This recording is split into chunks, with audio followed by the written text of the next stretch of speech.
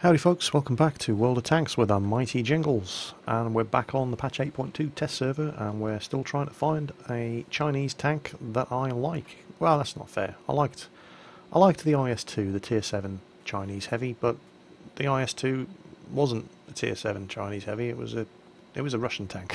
It was a Russian tank that the Russians sold to the Chinese. The 110, the tier 8 Chinese heavy tank, is the first real Chinese heavy tank in the game. And it's not bad. I do like this tank. So, hooray! My search is over. I can go home now.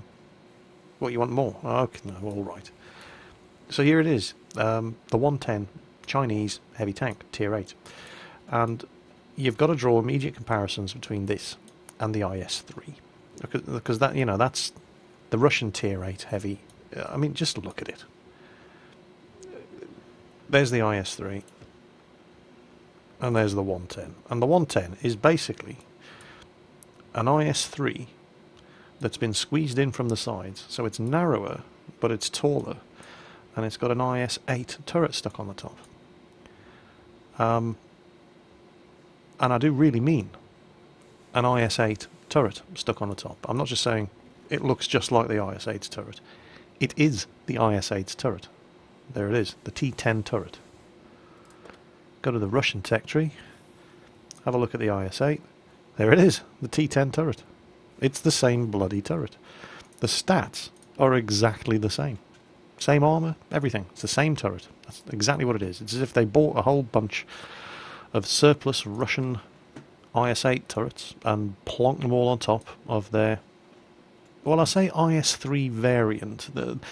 The 110, and this tank only existed in blueprints, but it was similar to in fact, if you mouse over the tank and pull up the vehicle details, it tells you exactly here. From the mid-40s to the 50s, Soviet engineers attempted to modernise the IS-2 tank. The IS-2U variant, developed in November 44, was conceived to have a reinforced frontal hull with a plate configuration resembling that of the IS-3. Oh, similar project was developed in China. This thing, both projects existed only in blueprints.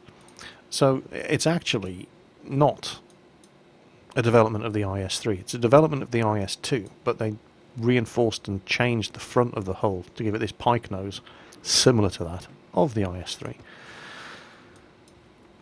And then bought a whole bunch of, or proposed, sticking the IS-8's turret on top. And that's exactly what the tank is. So, because it's sitting here at tier 8, we're probably going to have to compare it to the obvious choice, which is the IS-3, the Russian tier 8 heavy. And they're very similar tanks, but there certainly are differences. This is not just a straightforward copy of an existing Russian design. This is the first genuinely new Russian? I'm doing it again. It's the first genuinely new Chinese heavy tank, sitting here at tier 8. So let's have a look. We'll compare it with the IS-3 side by side, both in their fully upgraded configuration, and just see what we're going to get.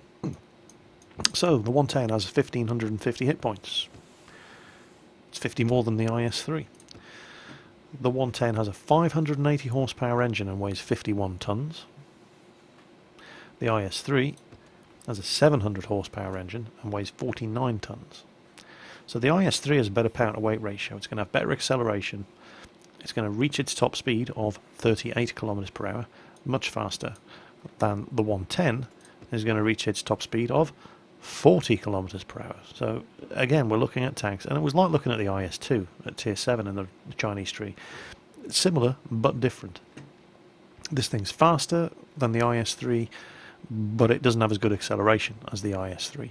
And yet I didn't find this thing sluggish at all. I can only assume it has very, very good ground resistance on the suspension. Speaking of the suspension, 30-degree traverse speed on the Chinese tank. On the IS-3, exactly the same. I would expect the turrets to be different. 26 degrees traverse on the Chinese, 26 degrees traverse on the Russian. View range and signal range, Chinese radio's better. So no, the Chinese observation devices are better, 380 meter view range versus the IS-3's 350. But the Chinese radio is better too. The IS-3 has a 730 meter signal range and the Chinese has 750. Okay, what about the armour? You know, it's a heavy tank. Well, this is where it gets interesting. The hull armour on the 110 is 120mm at the front. It's 90 at the side, it's 60 at the rear. So it's a fairly Russian armour configuration, if you like. And it is actually, I mean, that's pretty good, 120. Let's have a look at the IS-3. 110. Same at the sides, 90, same at the rear, 60. So leaving the turrets aside for the moment, let's just have a look at this hull armour. So while on paper the 110 has the better armour, it's not all about the thickness at all. You know, there are tier 6 tanks, tier 6 mediums with guns that can put holes in 120mm of armour. What about the sloping and the thickness? Now, we already know that the IS-3 it's got this pike nose deal thing here. It's very, very bouncy from the front if you're shooting straight at it. And the lower glacis is a fairly small target. Well, not so. It's kind of the other way around with the 110. Because it's narrower and taller, look at the size of the lower glacis. It's a huge target. I mean, it's sloped, but it's just massive. It's a very, very large target to hit. However, the upper glacis is sloped even better and angled far better than the IS-3's. Whereas the IS-3 has these cheeks here. Right, don't ever shoot at these parts of the IS-3 from the front. They're no hit box zones. Your shot will go right through them. And you may be lucky enough to hit something that you can damage on the other side of this bit here, but this bit is where the IS-3 is kind of vulnerable from the front if you can't hit his lower glacis, because this is where the cheek armour flattens out and isn't at the same angle as the rest of the frontal armour. You don't have that problem at all on the 110, and that's why they've beefed the tank up the way they have. Look at that. It's just the same sloping all the way round. It's very, very, very bouncy from the front if you can't hit the lower glacis. So that's good news. Then we move on to the turret, and the turret of the IS-3 is legendary. It's 220mm all around, and just look at how flat and rounded and just bouncy this turret is. It's a 220 everywhere. The IS-8's turret, which is what we have on the 110, not as good. 201 at the front, 90 at the sides, 60 at the rear. So don't ever, and the turret is much higher up than on the IS-3. It's a much taller tank. So shots at the turret of this thing, particularly from the sides and obviously especially from the rear, a very viable target. Depending on the angle, it is still sloped.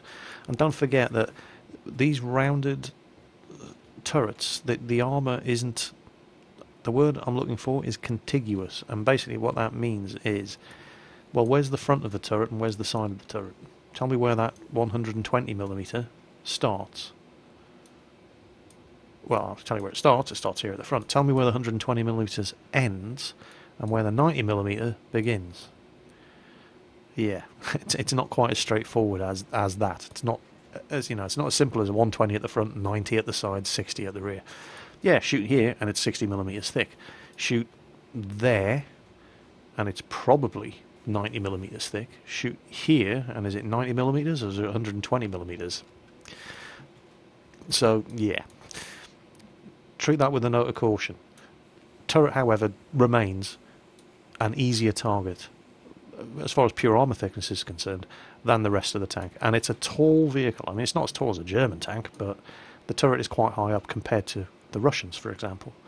So the turret is going to be a target, not from the front, forget it. Too risky a target, too many chances that it's going to bounce.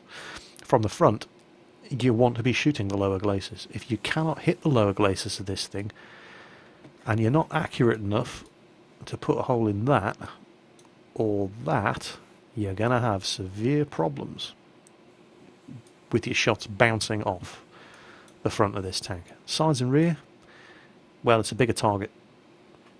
Sides and rear, this thing is vulnerable, definitely. It's only 90mm thick. It's not angled or sloped nearly as well as the IS-3 is from the sides. And it's just, there's so much more of it to shoot at. So, overall, not a bad tank. But the differences between this and the IS-3 aren't just limited to, the physical dimensions of the thing. The guns are completely different. The IS-3, eventually, it has to go through a few guns to get there, eventually gets the BL9 122mm gun, which is a great gun, but it's a slow reload, high alpha damage, not very accurate, absolutely bloody horrible aiming time, 122mm gun. It's a close range brawling gun, which suits the tank perfectly because it's a close range brawling tank. The 110 doesn't have as many guns to go through. There's the stock gun, and you've got this thing here which you will already have from the IS-2 at tier 7, and they pretty much only really have to research this thing, and it's a 100mm gun. It's not 122mm, and it couldn't be more different from the BL9 if they tried. It's got a faster rate of fire. It has 10mm less penetration, so it's 6 rounds per minute rate of fire, 215mm of penetration, which is alright. It's less damage, 320 damage.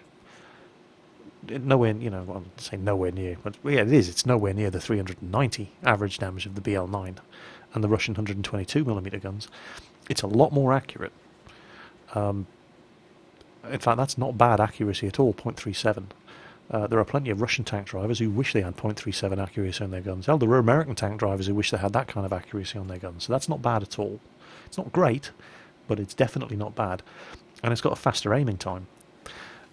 These two guns couldn't be more alike, couldn't be more different if they tried. And that's definitely going to influence how you play this thing. So what you're looking at is a tank that is quick, manoeuvrable, very well armoured from the front, but with a big weak spot.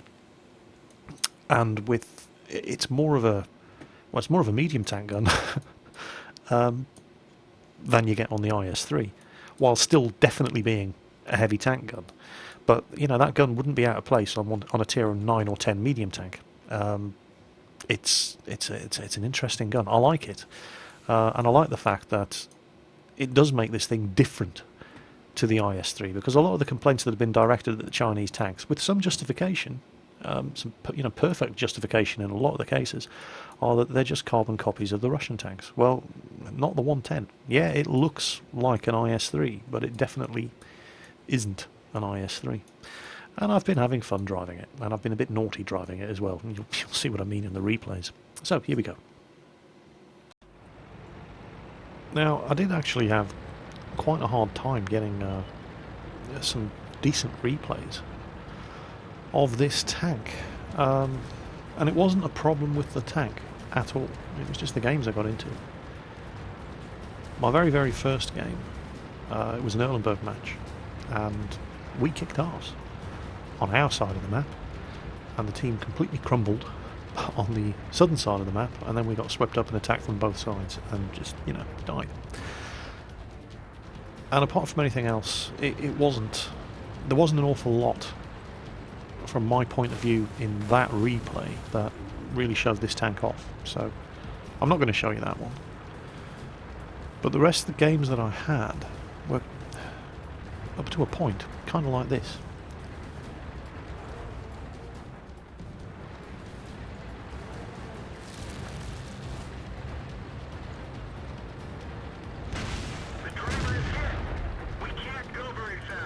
See where he penetrated. Yeah, it could have been the lower glacis. It's right on the border. Bouncing off the turret. I'm not bouncing off him.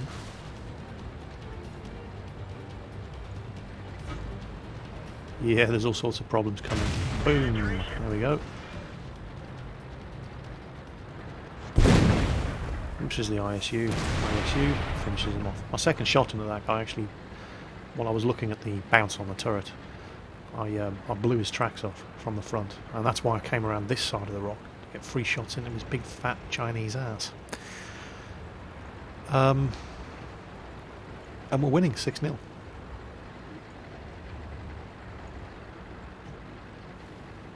(7-1). 8-1. And I've only fired 3 shots and seen 1 enemy tank. And I hate winning as badly as this. There we go. See that Dicker Max? That is the last enemy tank I see in this entire game. So I walked away from this game, my first ever victory in the 110, having fired 4 shots and only seen 2 enemy tanks. And look at this, we're winning 10-1. And it's just as crap getting an enemy team as horrible as this if you're on the wrong bloody side of the map. I mean, if I'd gone down the other way, I could have been kicking arse and taking names, but I just went the wrong way. And there was nothing down here, so yeah, complete waste of time. So, honeymoon period over, and it's straight into the tier 10 games from here on in. And this one was an incredibly tier 10 game on Himmelsdorf. And I decided I was going to, because nobody else was coming down here other than me and an object, I was going to give the armour a run out, see how well this thing could take hits. I mean, I'd been shot at in previous games by tier 10 guns, but it was all kind of at long range. So while I was reasonably confident in how the armour of this thing would work out, it hadn't really been tested.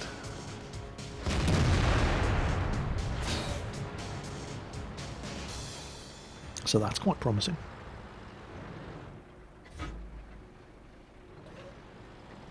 There's a T57 Heavy and a Jag Tiger down there. That's a tier 10 heavy tank. His gun's got a lot of penetration. I mean, a seriously large amount of penetration, something like 269mm. So we're going to see how the angling and the sloping of the 110's armour works.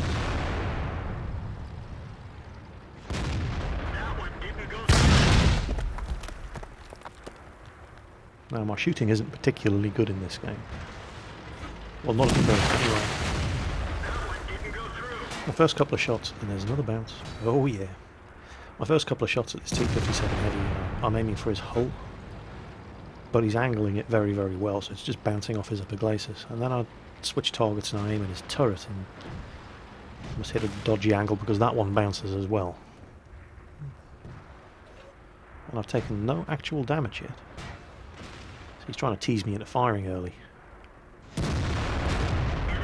Yeah, I ain't that dumb. Okay, he's moved out. He's on the other side of the road now. And where's the Jag Tiger? There he is. Oh yes, lower glacis. Yeah, that'll do. So let's go and mix it up at close range with this, what is it? T57 Heavy. See how this thing performs in a close range fight, which is what it's really for.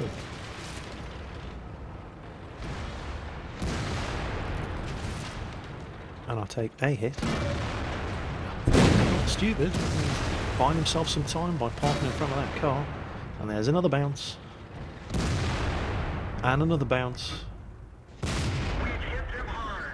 And, yeah, tell you what, let's just move out of the way and let this object 268 do its thing. There we go. Right, hey, wait a minute, what's going on? They're all dead. Great. And there's not a lot else for me to shoot at. But, the armour of this thing, at the very least, has finally had the workout that I wanted to try. There's only 3 enemy tanks left, for God's sake, look at that. Yeah, I just wish the team hadn't been quite this good. I wish they'd just sucked a little bit.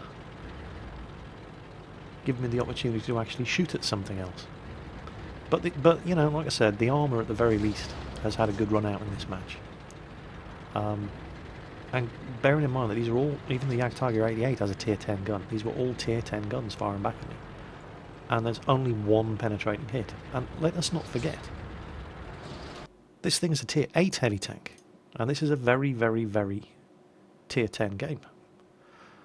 I mean, look at that. There's the entire team are tier 10. There's 1 tier 9, a couple of tier 8s, and a scout. and 1 penetrating hit. That's it. So yeah, that's actually quite good news. Well, that wasn't bad. Oh, who am I kidding? It was awful. Well, no, it wasn't awful. I mean, I didn't get a chance to do anything because the team was so good. It's, that's a good problem to have. But, I just wish the team could have sucked just a little so I could have actually done a bit more. Myself and that Object 268 made short work of the guys at the bottom end of that road.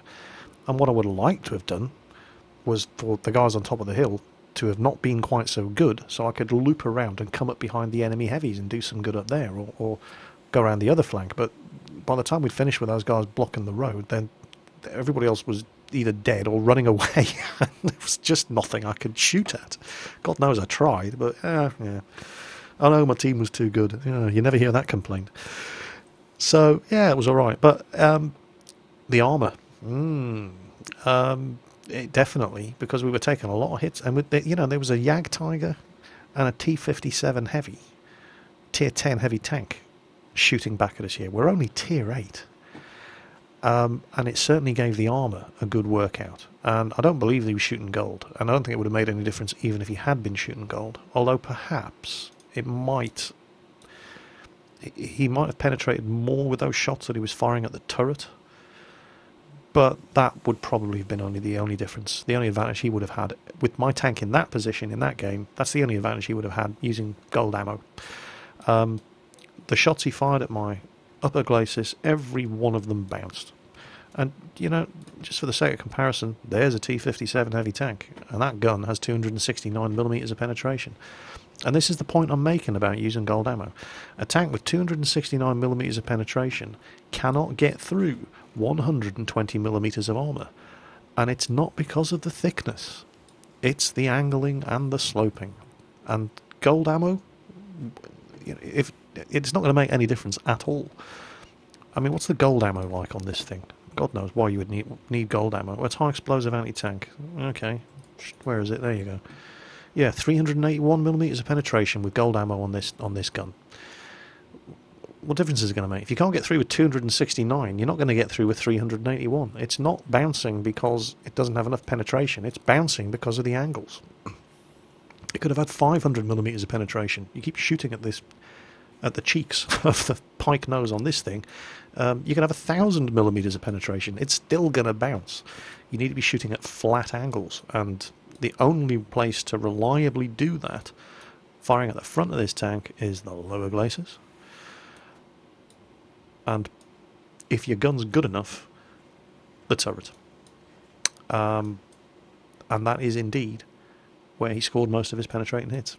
The turret. So it's a complete turnabout from most of the Russian tanks, where the turrets are just, forget it. Most of the Russian tank heavies don't even bother trying to shoot the turrets from the sides. Certainly the IS-3. It's 220mm all round. And it's angled like you wouldn't believe. The 110, not so lucky. Like the IS-8. The IS-8's turret is a dodgy target to shoot at from the front, but there are a lot of guns that can get through it. The sides and rear, yeah, take your shot. And this is that turret. So that's probably the biggest weakness of this machine. Frontally, anyway, it is, believe it or not, the turret.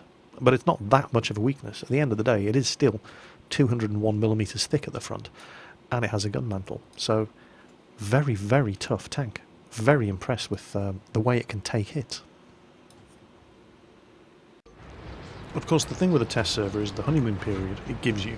The period where the matchmaker goes easy on you. You get 2 games at the most, and then it's Tier 10 City. And look at this, there are 17 Tier 10 tanks in this game, and Tier 8. And what's this clown in the back chat? Seriously? Get out of the way, you muppet.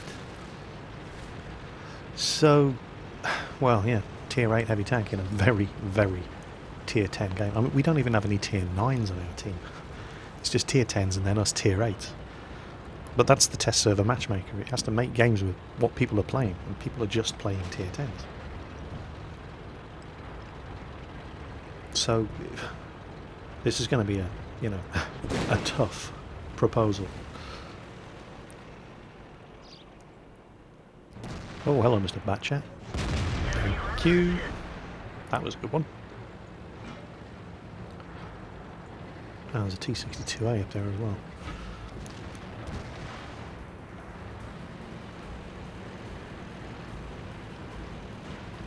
Yeah, those two guys have come far too forward. Batchat's dead. T62A is dead. There's an E50M over there. Oh, he's well far back. He's actually on the other side. Well, he's not quite on the other side. There's a T30. And oh, right there. Mark 1 Centurion just got absolutely hammered by a T57 Heavy that we can't see. So there's a T57 down there somewhere. But this, I mean, this is the kind of game I like playing, where it's the team is good, but it's not too good that you can't do anything. You know, you just want to be able to shoot some tanks. You're not asking a lot, you just want to shoot some tanks. No shot at the E50M. Oh, that T30 just nailed, totally nailed that 121. So I'm going to need to keep an eye on him, and also be mindful of the fact that as soon as I see that E50M, their artillery's going to see me. Oh, that's not bad, you know, penetrating the front of the turret of an E50M there. Managed to miss his gun mantle. Getting in water cover here. Oh, Batchat went around and nailed that T30, just totally destroyed him. And I'm not going to get another shot at that E50M. Okay, time to get over the river. And we're doing alright. Winning 6-3. It's not an easy win. Well, not so far.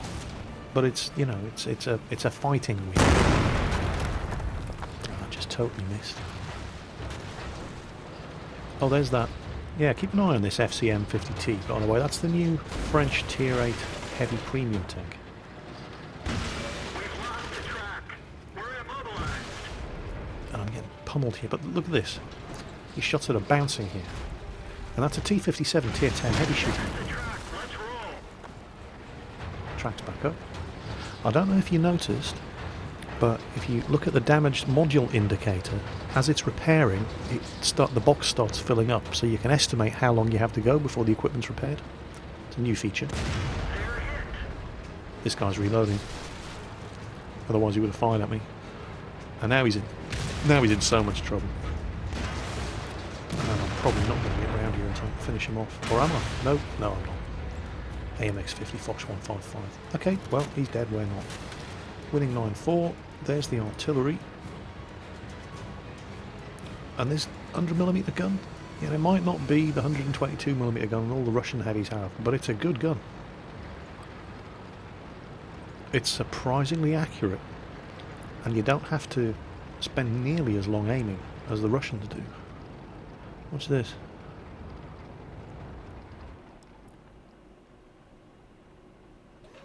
Looks like that one went right through.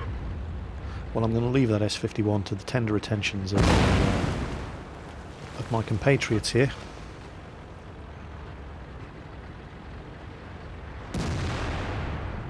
See what I can do over here. Oh, he's on fire. That's a kill. WZ131 nailed him.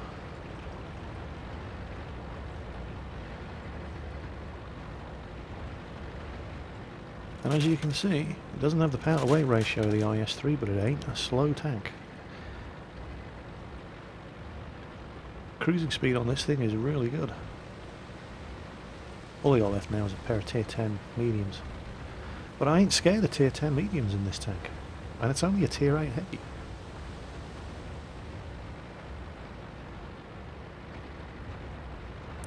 There's that FCM I was talking about. Watch what this prick does. Now there's an outside possibility I'm going to be able to get one more shot in on one of these guys. Not one of them, there's only one of them left. What's this? What you... Oh, you think you're funny, do you? You think you're funny, yeah? You think that's funny? I think that's funny. How do you like them apples? Yeah? Who's laughing now? Oh, I shouldn't have done that. So, yeah, Jingles was bad. Remember, kids, don't do what I do. Yeah, I shouldn't have shot at that guy, but I've been having a frustrating... Well, no, I'm not going to make excuses for it. I shouldn't have shot at him. Bad Jingles. Don't do it again. Nevertheless, that was a fun game. That was a very, very fun game. And don't forget, I mean, you know, Tier 8 Heavy Tank in a very, very Tier 10 game.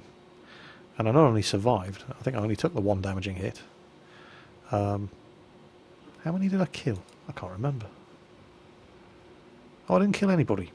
That's a shame. Oh, of course I did kill somebody, didn't I? I killed this arsehole. But damage done to the enemy team. Don't forget, I'm shooting at lots of tier 10s and 9s here. That's 1,300 damage. It's not bad, I suppose. The team were good, though. Totally outplayed these guys. Look at some of these scores. T71. Oh, poor guy. 9 experience. Oh, Jesus. You've got to feel sorry for guys trying to drive these American light tanks, because they only ever get into games like this and they just get slaughtered. Well, look at that. T57 Heavy. 89 XP. I've had some bad games on the test server, but I haven't had anything as bad as that. I've come close. Yeah, I haven't been great, but yeah, nothing quite as bad as that. But that's all right. Yeah, yeah, it was a decent game. It was a fun game, and I feel it showcased what the tank can do reasonably well. And we did some damage. Oh, only 26 of that batch chat. That's disappointing. Don't know how that happened. Oh wait, was that a friendly bat chat who drove in front of us? Possibly. Don't know. Don't really care. This bat chat, yeah, good shot on him. E50M, good shot on him. The FCM50, good shot on him. Bad Jingles. T57, yeah. I never really seem to get more than one shot into anything before the team vaporised them. But, you know, that's what you're going to expect when you're playing a Tier 8 Heavy in a Tier 9 or 10 game. And it was alright. So, 7 shots fired, 5 direct hits. They all penetrated. No, I'm not using gold ammo. Standard ammo, 215mm of penetration, 2 HE for backup in case I need to reset a cap. And that's it. Took 3 hits. Okay, that's not bad actually. 3 hits, and on 81%. So yeah, only the one damaging hit, 2 bounces, and there's tier 9s and 10s shooting back at me. Yeah, happy with that. The armour works. And the good thing about a tank like this is because it doesn't matter if people are shooting gold at you. Because, I mean, gold, as I said in my replay roundup, heavy tank winner video, gold doesn't mean you're going to automatically penetrate everything you shoot at. The first thing that happens when you fire at somebody is the game just calculates. It doesn't even take into account the amount of penetration of the shot that hits the armour. The first thing it looks for is this going to bounce? And that is completely dependent on the angle at which the shot strikes your armour. And if it doesn't automatically bounce, then it starts looking at penetration values versus armour thickness and normalisation and this and that and that and that. But a lot of the time, shooting at the front of this thing, it doesn't get as far as checking the thickness of the armour. It just goes, yeah, bounced because of the angle that the shot strikes this incredibly well-sloped front. And it's another one of those keep the front towards the enemy at all times tanks. You're going to have problems with the lower glacis, but you can't have everything. It'd be nice, but you can't. So yeah, I like this tank. I definitely think it's got a place on the battlefield. Do I like it enough to go down the Chinese line? Probably not. I'm still working on my French and American vehicles. But if you're thinking of saving some XP and going down the Chinese heavy line, so far at least, the IS-2 is a great tank.